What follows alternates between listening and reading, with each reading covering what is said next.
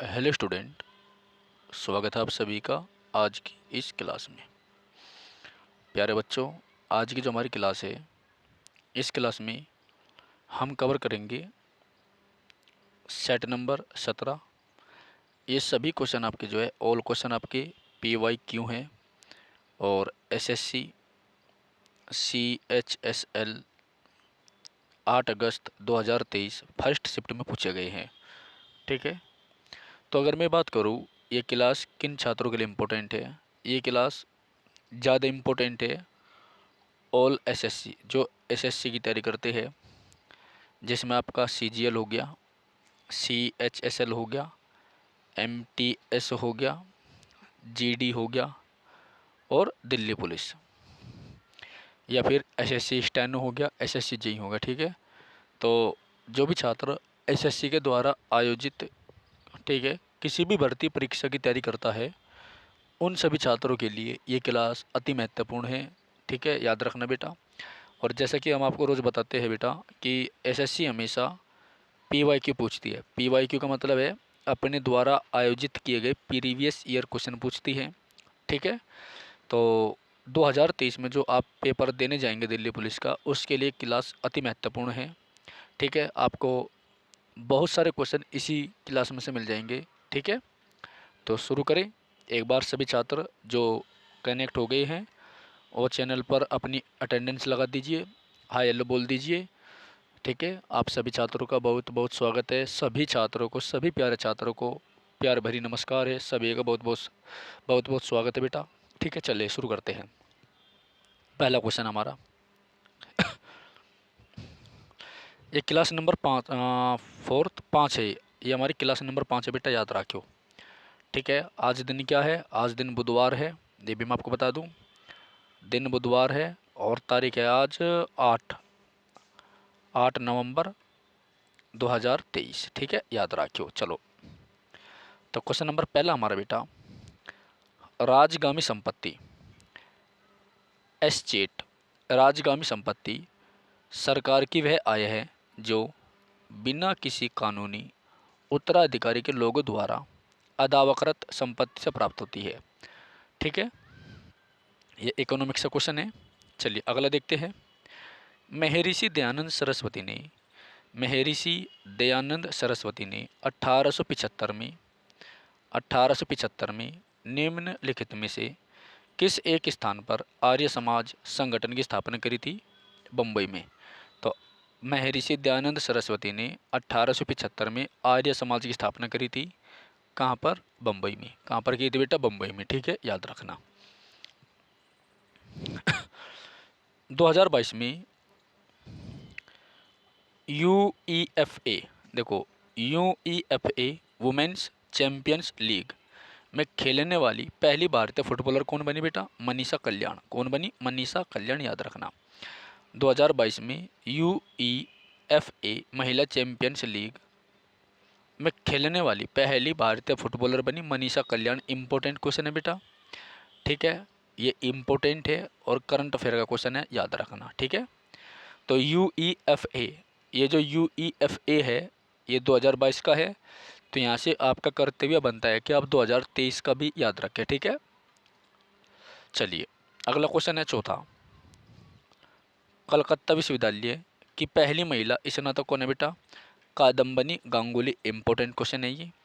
जो कलकत्ता विश्वविद्यालय अंग्रेजी शासन काल में स्थापित हुआ था, उससे से पहली महिला स्नातक, पहली महिला बैचलर कौन थी? कादम्बनी गांगुली थी। ये ऑनर से थी, यानी एक विषय में बैचलर थी। ठीक है, याद रखना। इंपॉर्टेंट क्वेश्चन है, बहुत ज़्यादा आपका पेपर में आता है। ओके हाँ, ये क्वेश्चन आपका स्टैटिक GS से है, जिसमें हमारा टॉपिक है भारत और विश्व में प्रथम। क्या टॉपिक हमारा? भारत और विश्व में प्रथम। ठीक है, याद रखियो। अगला है बेटा, निम्नलिखित में से कौन सा विकल्प प्रधानमंत्री रोजगार प्रोत्साहन योजना, प्रधानमंत्री रोजगार प्रोत्साहन योजना 2016 के उद्देश्य का सबसे अच्छा वर्णन करता है बेटा? तो नए रोजगार सृजित करने के लिए नियोक्ताओं को प्रोत्साहित करना। छठा क्वेश्चन देखो, यात्री इब्न बतूता किस देश से था? तो मोरक्को से था बेटा। ये इंपॉर्टेंट क्वेश्चन है। तो इब्न बतूता जो है मोरक्को से था, या मोरक्को का यात्री था। ठीक है, याद रखना। और मोरक्को की राजधानी क्या है बेटा? रबात। मोरक्को की राजधानी क्या है? रबात है, याद रखना। ठीक है, तो इब्न बतूता मोरक्को से था, रबात इसकी राजधानी है। ओके, और किसके शासनकाल में आया था? मोहम्मद बिन तुगलक के। किसका आया था? मोहम्मद बिन तुगलक,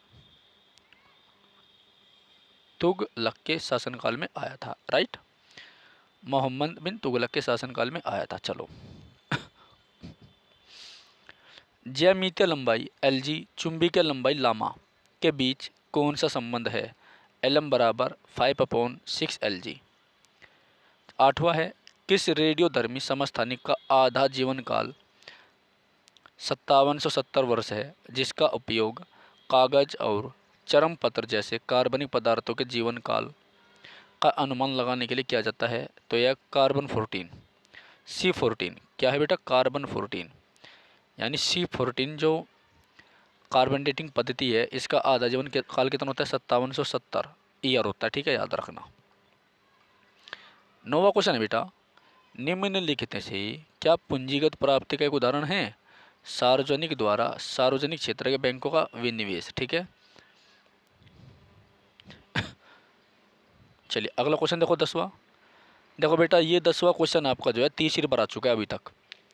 ठीक है, तो बेटा मैं आपको एक ही बात बता रखी है कि आप लोग जो है इन क्लास पर ज़्यादा ध्यान दीजिएगा। जितनी गहराई से आप इन क्लास को देखेंगे उतना फ़ायदे में रहेंगे, नहीं तो बाद में पछताओगे। ठीक है, ओके। तो मोंडेरा, मोंडेरा नृत्य, मोंडेरा नृत्य उत्सव किस राज्य में मनाया जाता है बेटा? गुजरात में। इम्पोर्टेंट है क्वेश्चन आपका, 30 बार आ चुका है। तो आपके जो नृत्य पूछे जाते हैं मेघालय के, तमिलनाडु के, गोवा के, मिजोरम के, ठीक है, सिक्किम के, अरुणाचल प्रदेश के, ये ऊट पटांग से नृत्य आपके पेपर में आते हैं। तो इन 4-5 राज्यों के आप नृत्य को अच्छी तरीके से रट लो। ठीक है, चलिए। तो मोंडेरा जो नृत्य है इसका संबंध किससे बेटा? गुजरात से है। किससे है? गुजरात से। अगला क्वेश्चन है हमारा, निम्नलिखित में से कौन सा भारतीय राज्य दक्कन के पठार से घिरा नहीं है? तो मध्य प्रदेश है। ठीक है, 4 राज्य आपको दिए गए थे, तो 4 में से 3 राज्य दक्कन के प्लेटुए से पठार से घिरे हुए थे, एक नहीं है, और वो कौन है आपका? मध्य प्रदेश है। ठीक है, तो मध्य प्रदेश काफ़ी इम्पोर्टेंट है, याद रखना। अगला है बेटा 12वां, राधा कृष्ण की अध्यक्षता वाली समिति ने राष्ट्रीय ग्रामीण आजीविका निशानी मिशन की शुरुआत की थी। राधा कृष्णन की अध्यक्षता वाली समिति ने राष्ट्रीय ग्रामीण आजीविका मिशन की शुरुआत की थी, याद रखना, इम्पोर्टेंट है। ठीक है,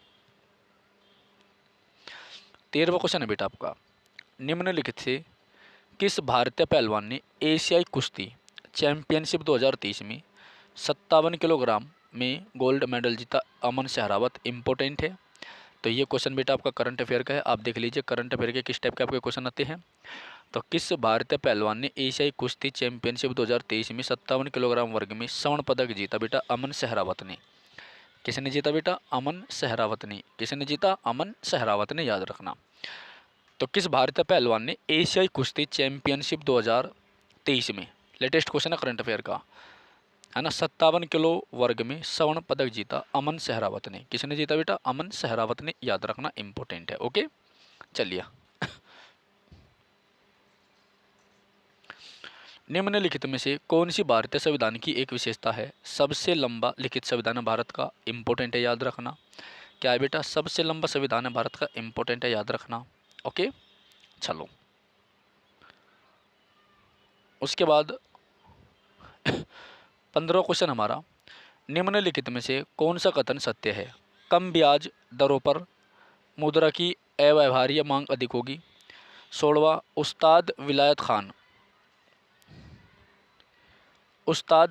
खान का नाम किस भारतीय वाद्य यंत्र से संबंधित है बेटा? सितार से, इंपॉर्टेंट है। तो उस्ताद विलायत खान को आप याद रखना, इंपॉर्टेंट है। ये आपका स्टैटिक जीएस का क्वेश्चन है। तो उस्ताद विलायत खान किससे? सितार से है। किससे है? सितार बजाने से है। उस्ताद विलायत खान किससे बेटा? सितार बजाने से, याद रखना। ठीक है, चलो। एक पिता अपने नौजवान बेटे और उसके किशोर मंत्रियों को भारत की समृद्ध सांस्कृतिक विरासत के बारे में बता रहा था। पिता की किस अनुच्छेद मूल्य कर्तव्य का प्रचार कर रहे थे? अनुच्छेद 51 किस में कर रहे थे बेटा? अनुच्छेद 51A क्लोज टी में। अनुच्छेद 51 क्लोज टी में कर रहे थे। ठीक है बेटा, याद रखियो, इंपॉर्टेंट है। ओके, चलिए। पे का नृत्य, कौन सा नृत्य बेटा? पे का नृत्य झारखंड में किया जाता है। पे का नृत्य जो है झारखंड में किया जाता है, याद रखना। कहाँ पर किया जाता है बेटा? झारखंड में। तो पे का जो नृत्य है आपका वो झारखंड में होता है, याद रखना। कहाँ पर होता है बेटा? झारखंड में। ठीक है, तो पे का नृत्य आपका झारखंड से संबंधित है। ठीक है, चलिए। ब्रिटिश एम्पायर गेम्स की शुरुआत कब हुई थी? ब्रिटिश एम्पायर गेम की शुरुआत कब हुई थी? 1930 में।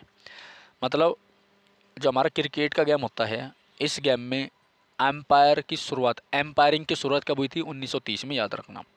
तो ब्रिटिश एम्पायर गेम की शुरुआत कब हुई थी? 1930 में। ठीक है, चलिए। किस ग्रह पर 300 वर्षों से भी अधिक समय से पृथ्वी से दोगुना चौड़े घूमते हुए अंडाकार बादल, जिनको ग्रेट रेड स्पॉट कहा जाता है, देखे गए? बृहस्पति। किस पर देखे गए बेटा? बृहस्पति पर। किस पे देखे गए? बृहस्पति पर। ठीक है, याद रखना। उसके बाद 21वां है, 2019 के पद्मश्री पुरस्कार से सम्मानित और शास्त्रीय नृत्यांगना। 2019 के पद्मश्री पुरस्कार से सम्मानित और शास्त्रीय नृत्यांगना नर्तकी नटराज का संबंध। किसका संबंध? नटराज का। नृत्यांगना नटराज का संबंध किससे है बेटा? भरतनाट्यम से। किससे है? भरतनाट्यम से, याद रखना। किससे है? भरतनाट्यम से, याद रखना। किससे है? भरतनाट्यम से। ठीक है बेटा, चलो। अगला है, किस राज्य सरकार द्वारा 2022 में फसल बीमा पोर्टल मुख्यमंत्री बागवानी बीमा योजना की शुरुआत हुई थी? हरियाणा। किस हुई थी बेटा? हरियाणा से। तो किस राज्य सरकार द्वारा 2022 में फसल बीमा पोर्टल मुख्यमंत्री बागवानी बीमा योजना की शुरुआत हुई थी? हरियाणा से। किससे हुई थी बेटा? हरियाणा से। ठीक है, तो किस राज्य सरकार द्वारा 2022 में फसल बीमा पोर्टल मुख्यमंत्री बागवानी बीमा योजना की शुरुआत हुई थी बेटा? हरियाणा से। किससे हुई थी बेटा? हरियाणा से, याद रखना। ठीक है, चलो। अगला है 23, निम्नलिखित में से किस नेता को 13वें संसद रत्न पुरस्कारों के दौरान लाइफ टाइम अचीवमेंट अवार्ड दिया? टी.के. रंगाराजन को। किसको दिया गया बेटा? टी.के. रंगाराजन को। किसे दिया गया? टी.के. रंगाराजन को दिया गया। ठीक है, याद रखना। किसे दिया गया? टी.के. रंगाराजन को। 24, निम्नलिखित में से किसने कहा था कि पूरा उन तंत्रों में से एक है? पूरा उन तंत्रों में से एक है जिसका उपयोग हमारे गांव को उत्पादक आर्थिक क्षेत्र में बदलने के लिए किया जाएगा। तो ये था बेटा एपीजे अब्दुल कलाम। किसने कहा था? एपीजे अब्दुल कलाम ने। तो एपीजे अब्दुल कलाम का पूरा नाम क्या था? अबुल पाकिर जेनुअल अब्दुल कलाम। क्या था? अबुल पाकिर जेनुअल अब्दुल कलाम। ठीक है बेटा, याद रखना। क्वेश्चन नंबर 25 हमारा, पारिस्थितिक तंत्र के रखरखाव में जातीय समृद्धि के महत्व का सुझाव देने के लिए पॉल एलरिक द्वारा कौन सी परिकल्पना प्रस्तावित की गई? रिवेट पॉपर परिकल्पना। कौन सी बेटा? रिवेट पॉपर परिकल्पना। कौन सी? रिवेट पॉपर परिकल्पना, याद रखना। ठीक है, रिवेट पॉपर परिकल्पना। ओके, चलिए। तो यहाँ पर क्वेश्चन मैं आपको बता देता हूँ बेटा एक्स्ट्रा। ये जो हमारे एपीजे अब्दुल कलाम हैं, इन्हें मिसाइल मैन ऑफ इंडिया कहा जाता है। क्या कहा जाता है? Missile man of India. क्या कहा जाता है बेटा? Missile man of India. Missile man of India. ठीक है, चलिए आगे बढ़ते हैं।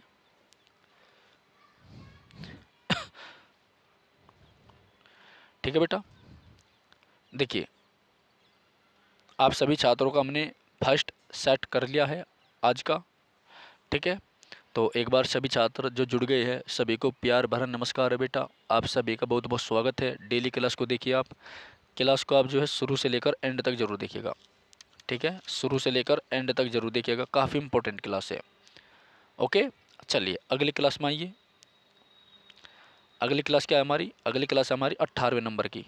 ठीक है, सेट नंबर 18, 8 अगस्त 2023 सेकंड शिफ्ट के सभी क्वेश्चन हम देखेंगे एसएससी सीएचएसएल के, जो कि दिल्ली पुलिस के लिए, जीडी के लिए और सभी एग्जाम के लिए इंपॉर्टेंट है एसएससी का। ओके, चलिए। तो पहला क्वेश्चन है इस संदर्भ में, एक बार सभी स्टूडेंट जो नए हैं प्लीज़ चैनल को सब्सक्राइब करें, वीडियो को लाइक करें। ठीक है, बेल आइकन भी दबाइएगा। चलिए चलते हैं। पहला क्वेश्चन हमारा, भारतीय संदर्भ में राज्यों के संघ के अर्थ के संबंध में निम्नलिखित में से कौन सा एक कथन गलत है। तो गलत क्या है, भारतीय संघ इसमें शामिल होने के लिए संप्रभु इकाइयों द्वारा एक समझौते का परिणाम था। ठीक है, तो ये गलत है। याद रखना, भारत जो है राज्यों का एक संघ है। क्या है, भारत जो है राज्यों का एक संघ है भारत। ठीक है, मैंने आपको बताया था जो भारत है वह एक देश नहीं है। ठीक है, वो एक राज्यों का संघ है, यूनियन ऑफ स्टेट है, लेकिन राज्यों को जो है अलग होने का अधिकार नहीं है। यानी भारत अविनाशी राज्यों का विनाशी संघ है। क्या है, भारत अविनाशी राज्यों का विनाशी संघ है। ठीक है बेटा, क्या है, अविनाशी राज्यों का विनाशी संघ है। ओके, और हमारे संविधान में कहीं भी इस संघ शब्द का प्रयोग नहीं हो रहा है, याद रखना। चलिए अगला क्वेश्चन है बेटा हमारा दूसरा, पावल पॉलकुट। पावल पॉलकुट भारत के किस राज्य का भगवान को आभार व्यक्त करने वाला उत्सव है मिजोरम का। तो मैंने आपको बताया था, मिजोरम हो गया, मणिपुर हो गया, तमिलनाडु, अरुणाचल प्रदेश, मेघालय, ठीक है, गोवा, गुजरात। ठीक है ना, इन्हीं राज्यों के आपके इन लोक नृत्य पूछे जाते हैं ज़्यादातर। ठीक है, याद रखना, तो इनको आप अच्छे तरीके से रट लो। तो पावल पोलकुट जो है मिजोरम का भगवान को आभार करने वाला एक नृत्य है। ठीक है, एक उत्सव है। ठीक है, चलिए अंतिम वस्तुएं कितने वर्गों में विभाजित होती है। अंतिम वस्तुएं तो उपभोग वस्तुएं और पूंजीगत वस्तुएं, यानी दो वस्तुओं में विभाजित होती है, दो वर्गों में। एक होती है आपकी उपभोग वस्तुएं, दूसरी होती है पूंजीगत वस्तुएं। ठीक है बेटा, इसमें क्या पूछ रखा है चौथे क्वेश्चन में, देखो, अर्थव्यवस्था में मुद्रास्फीति से निपटने के लिए रिजर्व बैंक द्वारा कौन से उपाय किए जाने की सबसे अधिक संभावना है बेटा। तो इसका केवल बी ऑप्शन करेक्ट होगा, सॉरी केवल ए ऑप्शन करेक्ट है। वह है आपका रेपो दर में बढ़ोतरी। क्या है बेटा, रेपो दर में बढ़ोतरी, याद रखना। ठीक है, चलिए यह आपके कृषि का प्रकार है बेटा। ठीक है, देखिए आपसे पूछ रखा झूम खेती, स्तंभों का मिलान कीजिए, स्थानांतरित कृषि का नाम। ये सारे की सारी जो है खेती का नाम होगा। ठीक है, स्थानांतरित खेती का नाम है। जैसा आपका झूमिंग खेती होता है, झूम झूम कृषि जो है, तो ये कहाँ पर होती है, तो झूम कृषि आपकी उत्तर पूर्वी क्षेत्रों में होती है। दहिया आपका जो है मध्य प्रदेश में होती है। मध्य प्रदेश में जो जनजाति लोग हैं जो घूम घूम के खेती करते हैं, उनको किस नाम से जानते हैं, दहिया। ठीक है, दहिया रे दहिया, दहिया रे। ठीक है, अगला है पेड़ा। पेड़ा ये खाने वाला पेड़ा नहीं है बेटा, ये आंध्र प्रदेश में है। ठीक है, और कुमारी पश्चिमी घाट में। तो झूमिंग खेती कहाँ पर होती है बेटा, उत्तर पूर्वी क्षेत्र में, यानी जो हमारे पर्वतीय राज्य है यहाँ पर इनको किया जाता है झूमिंग खेती को, और सबसे ज़्यादा इम्पोर्टेंट है। ठीक है, आई बात समझ में, ये सबसे ज़्यादा इम्पोर्टेंट है, याद रखना। दहिया कहाँ पर की जाती है, मध्य प्रदेश में। दहिया मध्य प्रदेश में होती है, पेड़ा आंध्र प्रदेश में होती है, कुमारी पश्चिमी घाट में। ओके मध्य प्रदेश को जो है सोया प्रदेश कहते हैं, सोया प्रदेश कहते हैं। सबसे ज़्यादा वन है। ठीक है, नर्मदा नदी यहाँ से निकलती है बेटा, नर्मदा नदी निकलती है। भेड़ाघाट में धुआंधार जलप्रपात है। पहला भाषा के आधार पर गठित होने वाला राज्य 1953 में बना था, आंध्र प्रदेश। ठीक है, ओके, पश्चिमी घाट और पूर्वी घाट कहाँ पर मिलता है बेटा, नीलगिरी पर। कहाँ पर मिलता है, नीलगिरी पर, याद रखना, कहाँ पर मिलता है, नीलगिरी पर। ठीक है, चलो छठा क्वेश्चन है बेटा, हमारे शरीर में कौन सा विटामिन सूर्य के प्रकाश की उपस्थिति में संश्लेषित होता है। यानी ऐसा कौन सा विटामिन है जो सूर्य के प्रकाश के द्वारा हमारे शरीर में बनता है। तो हमारे शरीर में वो विटामिन बनता है बेटा डी। कौन सा, डी। ठीक है, तो अगर हम विटामिन की बात करें, देखो अगर हम विटामिन की बात करें, ठीक है, तो विटामिन ए की कमी से कौन सा रोग होता है बेटा, रतौंधी। कौन सा होता है, रतौंधी, अंग्रेजी में नाइट ब्लाइंडनेस बोलते हैं। विटामिन बी की कमी से होता है बेटा बेरी बेरी, बेरी के आरे। विटामिन सी की कमी से होता है बेटा स्कर्वी। कौन सा होता है, स्कर्वी।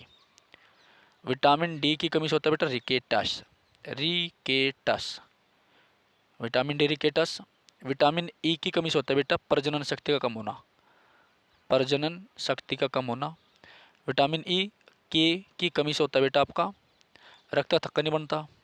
विटामिन B12 12, तो इससे हमारा होता है एनीमिया। कौन सा होता है? एनीमिया, एनीमिया यानी खून की कमी। ठीक है, तो सारे विटामिन मैंने आपको बता दिया, इनकी कमी से होने वाली बीमारी बता दी, इंपॉर्टेंट है। चलिए यहाँ पर एक चीज़ और बता दूँ, 1911 में फंक एक वैज्ञानिक था, इसने विटामिन की खोज की थी बेटा, याद रखना।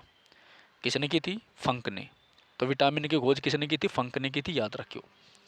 चल आगे चलो, 7वां क्वेश्चन है बेटा, स्वतंत्र भारत का संविधान बिना किसी बाहरी हस्तक्षेप के ऐसे संविधान सभा द्वारा बनाया जाना चाहिए जो आवश्यक मताधिकार के आधार पर चुना गया हो।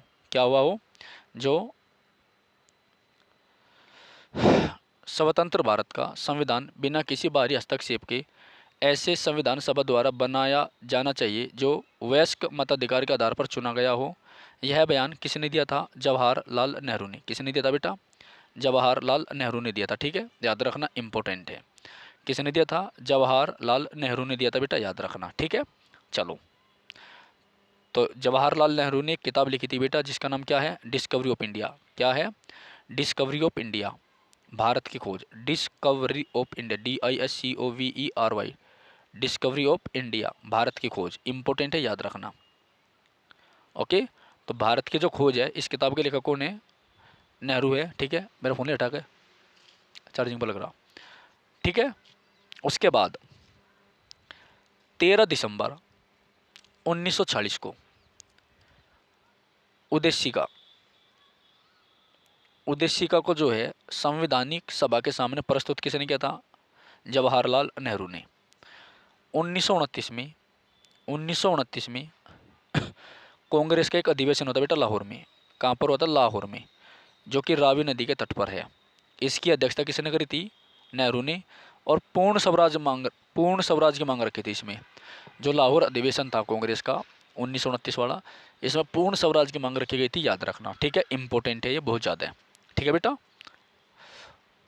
चलिए 8वां क्वेश्चन है,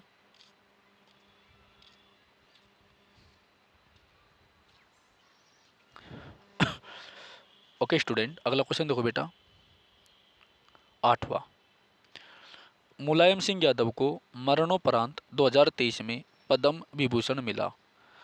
उन्हें किस श्रेणी में पद्म विभूषण दिया गया? ठीक है, मुलायम सिंह यादव आपको पता ही है, समाजवादी पार्टी के संस्थापक है, उत्तर प्रदेश के मुख्यमंत्री रह चुके हैं। तो उनको पद्म विभूषण दिया गया था। ठीक है, तो उन्हें किस श्रेणी में पद्म विभूषण दिया गया? तो वो था सार्वजनिक मामलों में। ठीक है, पब्लिक जो मामले होते हैं उस कैटेगरी में दिया गया था। आपको पता भी होगा, मुलायम सिंह यादव को जो धरती पुत्र कहा जाता है। क्या कहा जाता है? धरती पुत्र। ठीक है, याद रखना। और किसान पुत्र किसे कहा जाता है? चौधरी चरण सिंह को। ठीक है, नेक्स्ट 9वां है बेटा, मुक्केबाजी में वेलू बर्कर कप। मुक्केबाजी में वेलू बर्कर कप मुक्केबाजी में वेलू बारकर कप ओलंपिक खेलों में सबसे उत्कृष्ट मुक्केबाज को दिया जाता है। मुक्केबाजी में वेलू बारकर कप जो है, ये वेलू बारकर जो कप है, ये ओलंपिक में सबसे उत्कृष्ट मुक्केबाज को दिया जाता है। लेकिन यह ओलंपिक खेलों में नहीं दिया गया था। कौन से ओलंपिक खेलों में ये नहीं दिया गया? तो बता बेटा 2020 के ओलंपिक खेल। ठीक है, याद रखना, जापान टोक्यो में हुए थे। चलिए 10वां है, चंबल परियोजना के संयुक्त उद्यम में कौन से राज्य शामिल है? चंबल परियोजना के संयुक्त उद्यम में कौन से राज्य शामिल है बेटा? राजस्थान और मध्य प्रदेश। कौन से है? राजस्थान और मध्य प्रदेश। कौन है बेटा? राजस्थान और मध्य प्रदेश। ठीक है, चलिए, राजस्थान एंड मध्य प्रदेश। तो चंबल परियोजना में राजस्थान और मध्य प्रदेश शामिल है। ठीक है, 11वां है, चंदावर का युद्ध किसके बीच में हुआ था? जयचंद और मोहम्मद गोरी के बीच में। काफ़ी अच्छा है। तो पहली बात तो यह है कि चंदावर का युद्ध हुआ कब था बेटा? 1194 में। ओके, और आपको पता ही है 1191 में तराइन का पहला युद्ध हुआ था, फर्स्ट बैटल ऑफ तराइन हुआ था। 1192 में तराइन का सेकंड बैटल हुआ था। ठीक है, याद रखियो। ओके, चलिए 12वां है, भारतीय खिलाड़ी परवीन तिरवेल, भारतीय खिलाड़ी है परवीन चित्रवेल, तिरवेल में चित्रवेल है, भारतीय खिलाड़ी परवीन चित्रवेल, जो राष्ट्रमंडल खेलों में पदक जीतने से चूक गए थे, लेकिन जिन्होंने राष्ट्रीय इंडोर रिकॉर्ड के साथ एशियाई चैंपियनशिप में रजत जीतकर जोरदार वापसी की। पर देखो, भारतीय खिलाड़ी है, नाम परवीन चित्रवेल है, एक भारतीय खिलाड़ी है, नाम परवीन चित्रवेल है। इसने राष्ट्रमंडल खेलों में कोई पदक नहीं जीता, ये जीतने से चूक गया था, लेकिन इसने राष्ट्रीय इंडोर रिकॉर्ड के साथ एशियाई चैंपियनशिप में रजत मेडल जीता, यानी गोल्ड जीतने से चूक गया। ठीक है, तो इसका संबंध किस खेल से है? तो यह ट्रिपल जंप इंडोर से, किससे? ट्रिपल जंप इंडोर से। ठीक है, चलिए अगला है बेटा 13वां क्वेश्चन।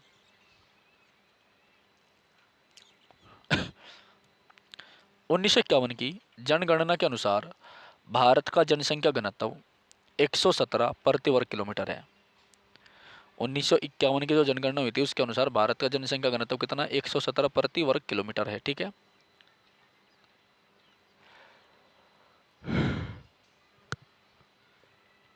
निम्नलिखित में से किसने आनंद मोहन बोस के साथ इंडियन एसोसिएशन की स्थापना करी? सुरेंद्रनाथ बनर्जी ने। इंपॉर्टेंट है, मॉडर्न हिस्ट्री क्वेश्चन है ये, याद रखना बेटा।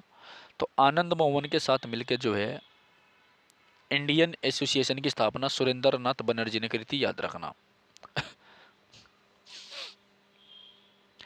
15वां, मुद्रा के मूल्य के संबंध में कौन सा कथन सही है?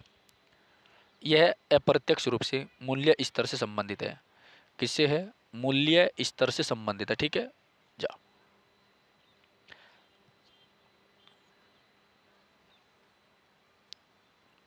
ओके, अगला क्वेश्चन है बेटा,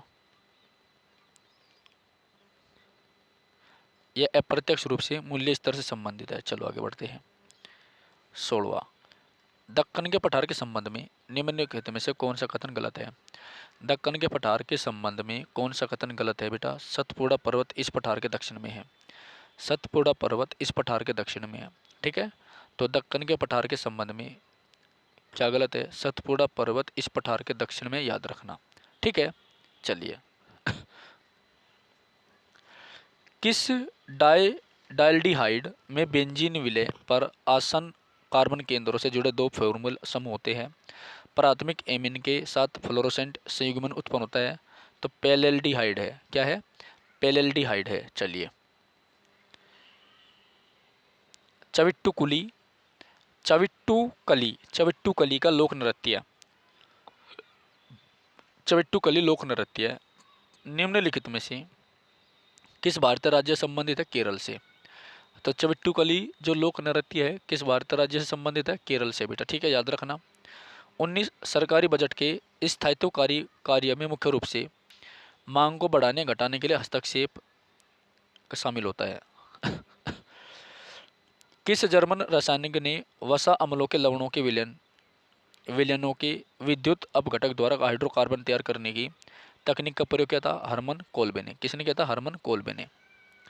ठीक है, नेक्स्ट, निम्नलिखित में से भारतीय ग्रैंड मास्टर में से किसने FIDE world rapid and Blitz championship में भारत का रजत पदक जीता? कोने हप्पी ने। इम्पोर्टेंट, देखो फीडे वाला तो आपके पेपर में आ ही रहा है, ये तो मोस्ट इंपॉर्टेंट है। इसे हिंदी में फीडे बोल रहे हैं, अंग्रेजी फाइट बोल रहे हैं। तो 2023 किसने जीता? कार्लस मैग्नसन ने जीता। और दूसरे स्थान पे भारत के आर प्रगनंदर है, याद रखना भी।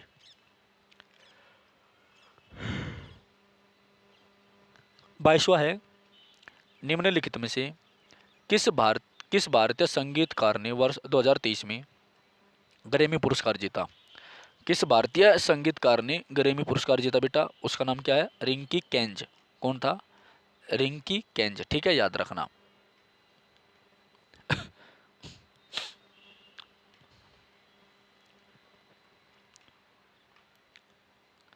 किसने जीता बेटा? रिंकी कैंज ने जीता, याद रखना। ठीक है, तो किस भारतीय संगीतकार ने वर्ष 2023 में ग्रैमी पुरस्कार जीता? रिंकी कैंज ने जीता। किसने जीता? रिंकी कैंज ने जीता। ठीक है, याद रखना। 23वां, Joseph Francois Dupleix. Joseph Francois Dupleix Bharat में किस ईस्ट इंडिया कंपनी के गवर्नर जनरल थे? तो फ्रेंच ईस्ट इंडिया कंपनी के गवर्नर जनरल थे।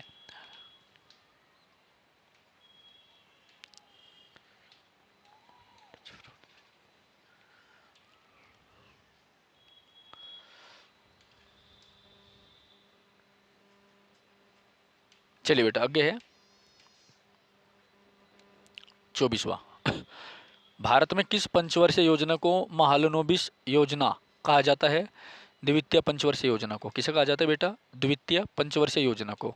तो भारत में किस पंचवर्षीय योजना को जो महालनोबिस योजना कहा जाता है बेटा? दूसरी पंचवर्षीय योजना को कहा जाता है। याद रखना, इंपॉर्टेंट है, ठीक है, बहुत ज़्यादा इंपॉर्टेंट है।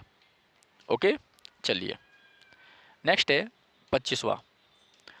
नीना प्रसाद को मोहिनी अट्टम में उनके योगदान के लिए संगीत नाटक अकादमी पुरस्कार 2021 सम्मानित किया गया। तो संगीत नाटक अकादमी पुरस्कार 100% आपके पेपर मारा, आपने देखा भी होगा कल की क्लास में कई क्वेश्चन आ रहे हैं, याद रखना, वेरी वेरी इंपॉर्टेंट है आपका संगीत नाटक अकादमी पुरस्कार। ठीक है, चलिए ओके। तो बेटा अब हम देखेंगे सेट नंबर 19, ठीक है, थर्ड शिफ्ट।